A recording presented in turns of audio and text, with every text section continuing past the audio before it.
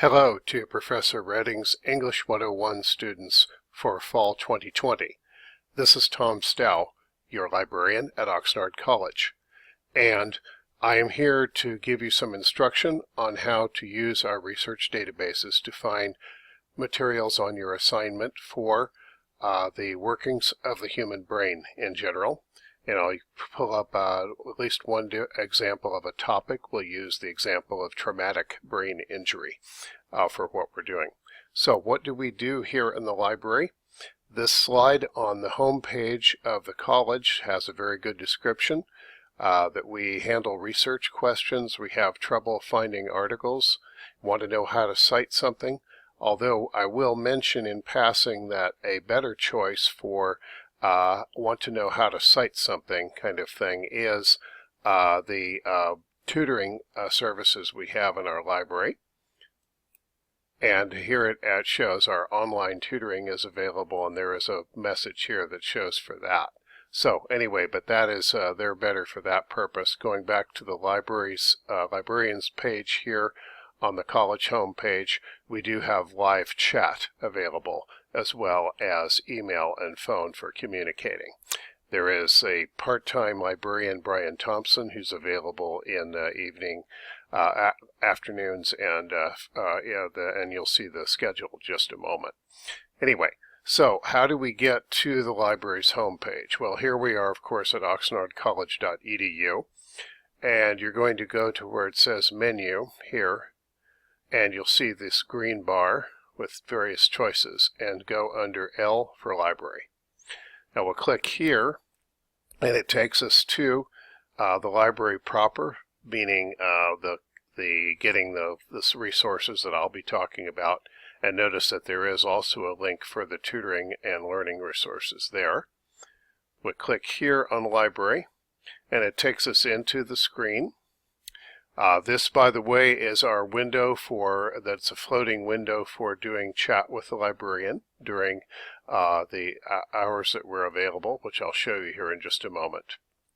So going down a little further here, we are physically open. Unlike Moorpark and Ventura College libraries, we are physically open on a limited basis during the fall 2020 semester, 9 a.m. to 6 p.m. Monday through Thursday, except for Fridays, Saturdays, Sundays, and academic holidays. The circulation desk staff are on site Monday through Thursday, and they are online on Friday. Juan and Ricky are available to assist you with all matters related to reserved books, especially for, as well as laptop computers and calculators and other things like that. If you need a physical book from the library collections, they will go upstairs and get it for you upon request, and then you can check it out for the requisite 3-week period. The reference desk librarians, that means me and Brian, your librarians, and it's mentioned 9 a.m. to 4 p.m. Monday through Thursday is for me, also 9 to 12:30 on Friday, and Brian, as you see here, has his hours. He takes Friday afternoons, and he also takes 4 to 6 p.m. Monday through Thursday. And once again, this is what our lib chat looks like when we are online. Okay, and here is the Tutoring Center web page. We showed their slide just a moment ago, and notice that it says that they are available 10 a.m. to 8 p.m. Monday through Thursday, 10 to 5 on Friday. And you can click on here to get additional information. All right. Now, for the research part, we are going to use, we have several things that we can show you here, but I'm going to start off with the sort of the broad subject matter of the workings of the human brain. And in many cases, an encyclopedic type article can be used for that, good for background information. Professor Redding requires you to have 3 books and 2 other sources, which can be, not limited to, but can be articles, which I'll be showing you how to find in our databases. But first, we'll go to the traditional search link here that says Databases A to Z. Clicking on this one, and it takes us to our long list here of online resources. We're going to go back to the OneSearch page in just a moment, but I want to show you how to search the Salem Press books we have. Going down to the bottom of the page here, as it says medical history and earth science encyclopedias. The medical ones, of course, are what's important here. We click on Salem Press, and now I'm going to put in a general keyword search here, and I will put in traumatic brain injury. Okay, so this is a one that is a topic that's frequently used in this class. And here is a basic from the McGill's Medical Guide, one of the Salem Press titles. There is an article about traumatic brain injury. So you can use this here, click on this, and it will have some basic information about the subject of TBI. I like the fact that they have key terms, glossary of terms, they have causes and symptoms and so forth, and it goes down further here with additional detail. But it's a good starting place to familiarize yourself with the outline of a topic. Output options here. Number one is citations are of course required in Modern Language Association format, MLA. We'll click on where it says article citation, and here is the MLA 8th edition, which you would need to copy and paste into your Works Cited page. For outputting the actual content, there is a Save This Article button here, which will save it to your computer. You can send it to a printer if you like. You can also email the article to yourself, and there is a Google Drive option for saving the article. Okay, that is the basics of searching in the Salem Press services, and it should be findable for most of the topics that you have. Think big picture things like traumatic brain injury, post-traumatic stress disorder, schizophrenia, things like that. Okay, now I'm going to go back to the online resources page, and then click back to go to the LLRC, the Library Learning Resource Center main page. And here is our OneSearch box. And remember, we have the 3 books and 2 articles. If you were doing the paper about TBI, for example, you could count the McGill's Medical Guide we looked at as one of your book resources. So let's put that search in the OneSearch box under traumatic brain injury and click on the OneSearch button. Now it pulls up lots of things from all over the collection. We're going to cut things down first off.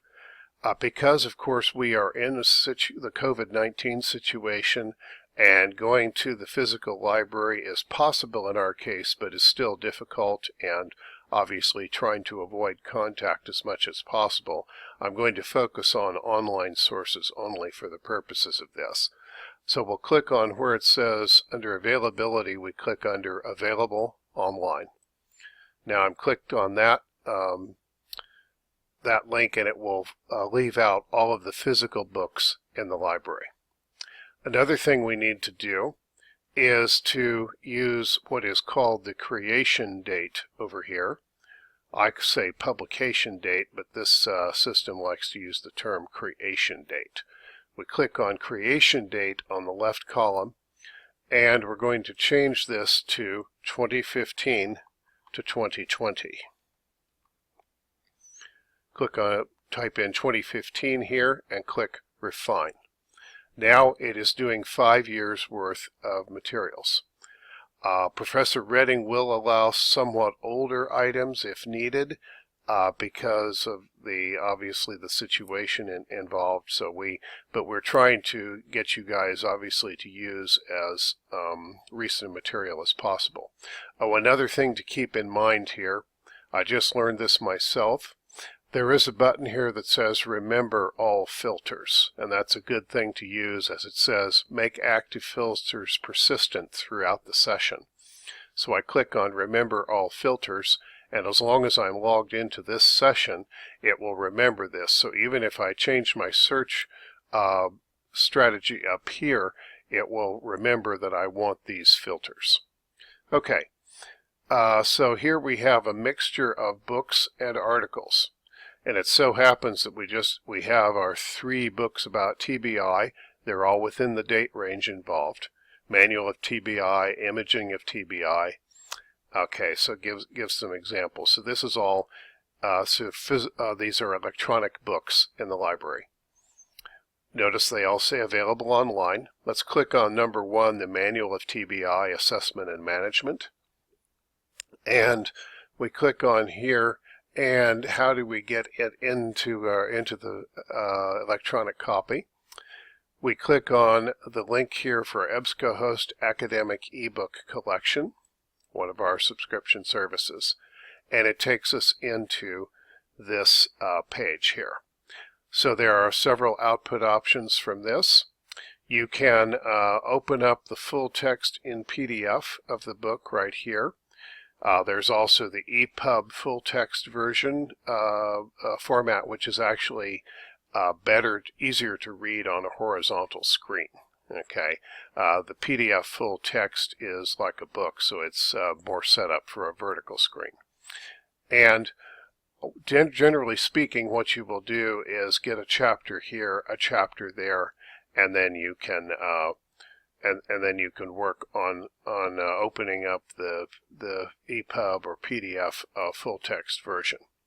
They do have options over here for Google Drive, printing, emailing, saving, citing.